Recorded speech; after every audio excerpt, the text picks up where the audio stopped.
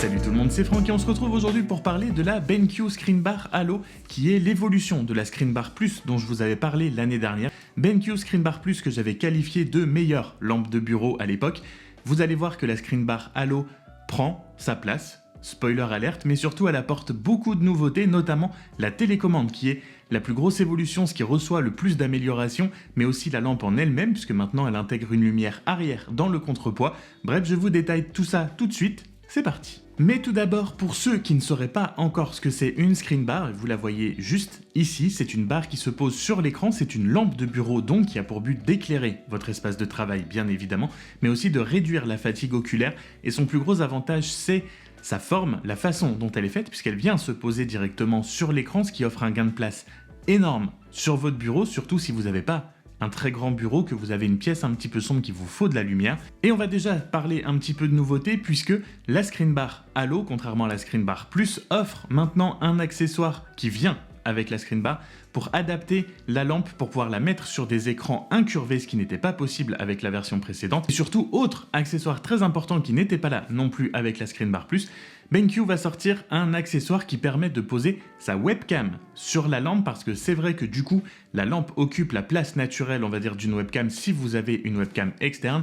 Ce ne sera plus un problème, l'accessoire je l'ai, donc vous le voyez, mais il ne sera disponible qu'en avril, notez bien. Mais c'est du coup possible maintenant d'avoir une screen bar de BenQ sur un écran incurvé et surtout de pouvoir poser sa webcam avec. Comme je vous l'ai dit en début de vidéo, il y a aussi maintenant une lumière à l'arrière et je trouve que c'est une excellente idée. Et honnêtement, ça marche plutôt bien, l'effet est très sympa, ça a plus une fonction d'ambiance on va dire pour quand on est plus en mode repos, quand on regarde des vidéos, un film, des séries ou juste voilà qu'on traîne sur son ordinateur sans qu'on ait besoin d'être vraiment ultra productif avec une bonne lumière bien éclairée pour ne pas avoir de fatigue oculaire.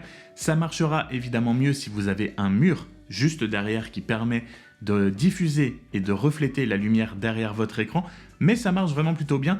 L'ambiance et la sensation est vraiment plutôt agréable si vous n'avez pas d'autres lumières autour de vous. C'est un vrai apport par rapport à juste avoir l'éclairage devant vous. Et du coup, ces deux lumières, l'avant et l'arrière, peuvent être allumées séparément ou ensemble. Donc vous pouvez avoir que la lumière arrière, que la lumière avant ou les deux en même temps. Par contre, elles ne seront pas réglables indépendamment. Le réglage est le même pour les deux. Vous pouvez régler l'intensité de la lumière et la chaleur de la lumière comme avant, mais l'avant et l'arrière auront forcément le même réglage où vous pouvez aussi activer le mode automatique. Il y a un capteur sur la télécommande qui analysera la lumière ambiante, la luminosité ambiante de votre pièce et qui adaptera parfaitement l'éclairage et la chaleur de l'éclairage en fonction de ce que vous avez autour de vous pour que ce soit le mieux possible pour vos yeux.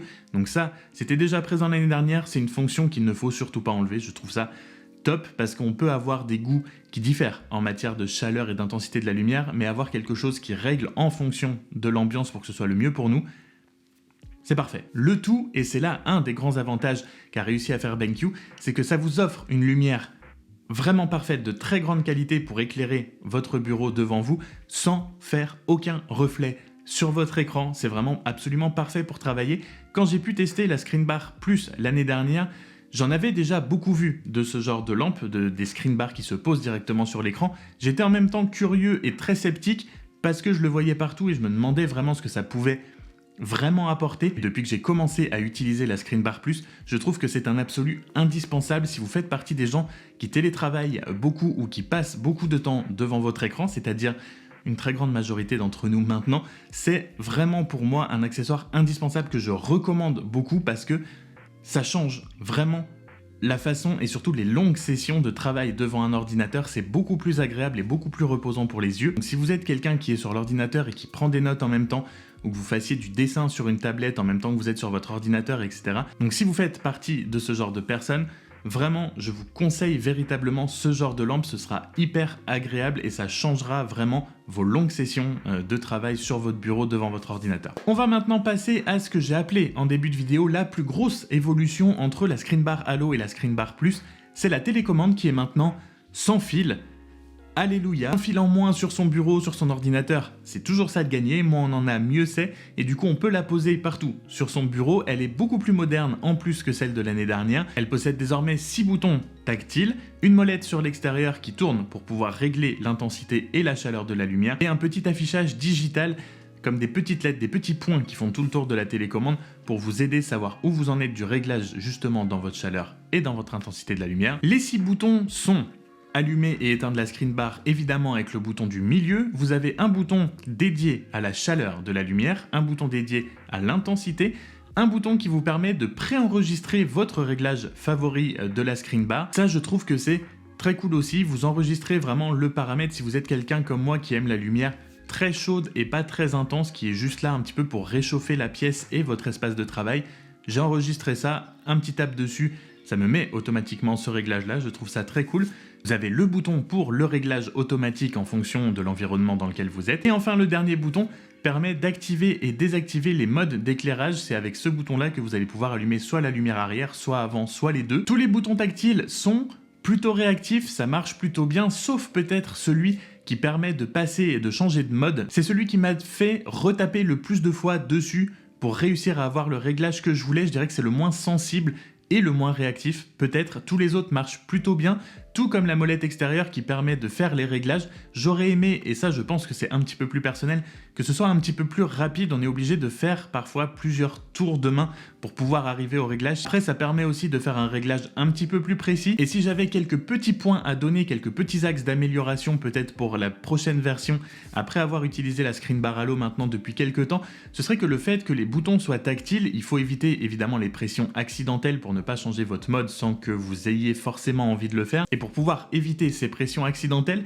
la télécommande se met dans une sorte de veille et il faut donc la réveiller quand vous voulez appuyer sur un bouton ou utiliser, changer les réglages. Et pour ça, il va falloir mettre votre main quelques instants au-dessus de la télécommande pour qu'elle s'éveille. C'est pas très long, mais c'est pas non plus instantané. Et on se retrouve donc à devoir mettre sa main un petit peu devant comme ça et attendre que la télécommande se réveille. Avant, c'était filaire, c'était beaucoup moins moderne, mais au moins c'était vraiment instantané. On appuyait sur des boutons physiques et du coup ça se réveillait instantanément. Là, il faut attendre un petit peu. C'est pas grand chose. J'aime quand tout va vite. Forcément, plus ça va vite, mieux c'est pour moi parce que ça paraît plus naturel. Là, il faut juste attendre un petit peu. C'est pas très grave non plus, mais sachez-le. Les petits patins antidérapants sous la télécommande auraient pu accrocher un poil plus aussi. Comme je vous l'ai dit, des fois on est obligé de faire un petit peu plusieurs coups de main sur la télécommande pour faire des réglages. Si vous allez vraiment d'un extrême à l'autre, ou même si vous y allez un tout petit peu fort, un tout petit peu brutalement, ça peut bouger. Ça peut un petit peu bouger, alors on peut toujours les remplacer et mettre des trucs un petit peu plus adhésifs, un petit peu plus forts. De base, si ça avait été un poil plus adhérent, ça aurait été encore mieux. C'est vraiment pas grand chose. Mais voilà, tout petit détail. Et enfin, dernier point, et là quand même, par contre, ça aurait vraiment pu être de base. La télécommande est donc sans fil, parfait, mais c'est à pile. Une petite batterie qui se recharge en USB-C pour pouvoir durer des semaines, voire des mois, vu le peu d'utilisation qu'on en fait. C'est juste une pression sur un bouton, un petit réglage vraiment de temps en temps. Une petite batterie quand même, en 2022, au moins pour la prochaine, peut-être ce serait pas mal. Voilà, ça aurait été bien. Voilà tout ce que je pouvais vous dire aujourd'hui sur la screen bar Halo de BenQ. C'est une très bonne évolution de la screen bar plus. Encore une fois, c'est quelque chose que je vous recommande énormément si vous passez beaucoup de temps sur votre ordinateur, que vous êtes en télétravail, etc. Et oui, le prix affiché est un petit peu cher, mais pour toutes les raisons que je viens de vous dire, c'est pas un gadget, c'est vraiment utile. Oui, c'est un petit peu cher, mais c'est un petit peu comme tout ce qui est ergonomie maintenant sur nos bureaux, sur lesquels on passe beaucoup de temps, sur une bonne chaise, sur ce genre de choses. Ça fait partie pour moi de cette catégorie-là. En tout cas, je suis vraiment passé de curieux et sceptique à pleinement convaincu, au point de pouvoir vous le recommander. J'espère en tout cas que cette vidéo vous aura été utile et qu'elle vous aura plu. Si c'est le cas, n'hésite pas à t'abonner avant de partir. Ça fait toujours plaisir et comme d'habitude, prenez soin de vous. On se retrouve très vite dans une prochaine vidéo. Salut!